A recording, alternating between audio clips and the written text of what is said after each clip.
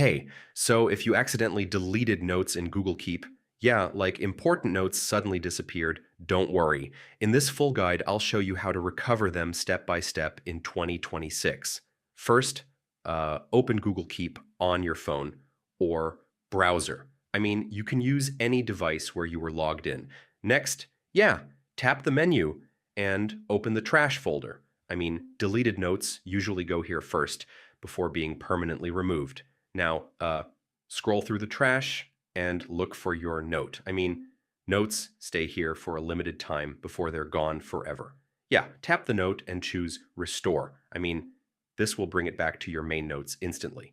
Now, if you don't see it in trash, check the archive folder. I mean, sometimes notes are archived instead of deleted. Yeah, make sure you're logged into the correct Google account. I mean, missing notes often come from account switching.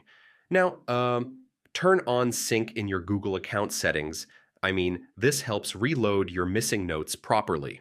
Yeah, try checking on another phone or PC. I mean, sometimes notes are just not synced on one device.